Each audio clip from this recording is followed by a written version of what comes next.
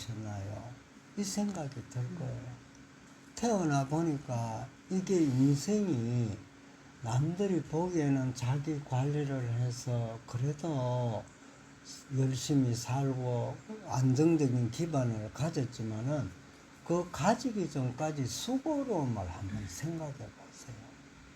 말로 할 수가 없습니다. 유치원마가도 경쟁을 해야 돼요.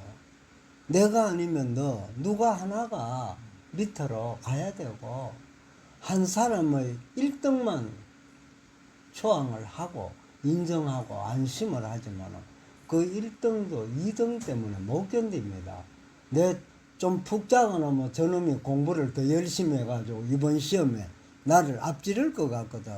그래가 학창시절에 모두 경험 있잖아요.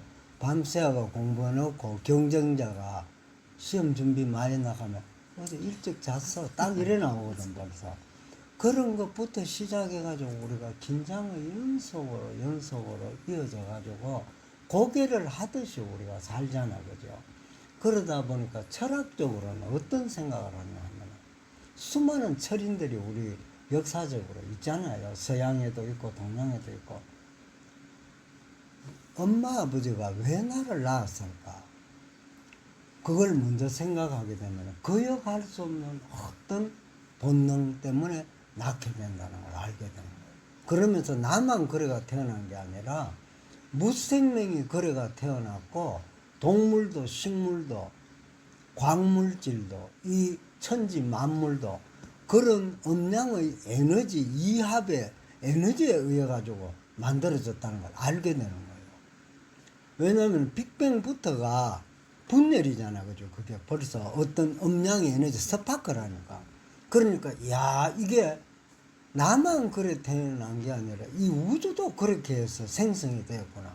그러면은 천지 만물이 다 성에너지라는 그런 신성하고 놀라운 빅뱅을 있게끔 그 존재의 운동력이구나. 이래 되면서 철학자들은 남녀가 운우 지정을 나누는 그런 거를 부정적으로 안 보는 거예요. 아, 신이 허락한 어떤 것이구나.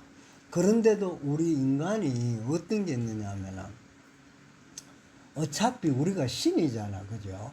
그러다 보니까 인간 사회에서는 적어도 어떤 게 있느냐 하면 그런 거를 조금 감추려고 하는 그런 심리적인 그 신성하고 영원한 자기 뿌리를 생각해 보면은 아, 그런 거는 조금 투박하고 좀 거친 기쁨이 아닐까.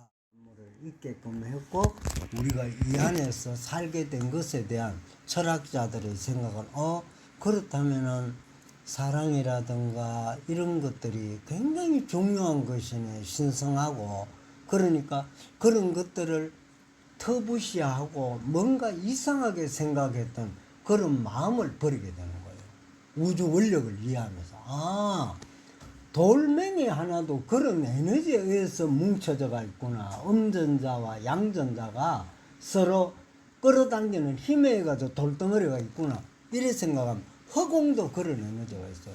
허공에는 날아다니는 전자 같은 거는 음량이 없나요? 다가 음량인 거예요. 그 음량이 융합하려고 하는 힘 때문에 진화가 있는 거고 만물이 운동력을 가지거든요. 그러니까 그런 것도 우리가 이제 시각을 바꾸게 되는 게 그런 철학자들이 그런 결론을 내리고 그러면 죽는 거는 뭔가 산다는 거는 뭐고 태어나는 건 뭔가 그것도 당연히 그분들이 고민을 하죠. 소크라테스 같은 사람 대표적인 분들이지만 그래서 우리 자신을 아는 게 중요하다. 우리의 뿌리 구성진료 근본 입자라든지 파동이라든지 나의 생명의 근원을 우주 원소를 이해하는 게 중요하다는 의미거든요. 그러다 보니까 죽음이라 하는 것이 우리가 온도의 변화에 얼음이 되는 걸 물 주고 딱 하는 거는 이거 모순이 아닐까.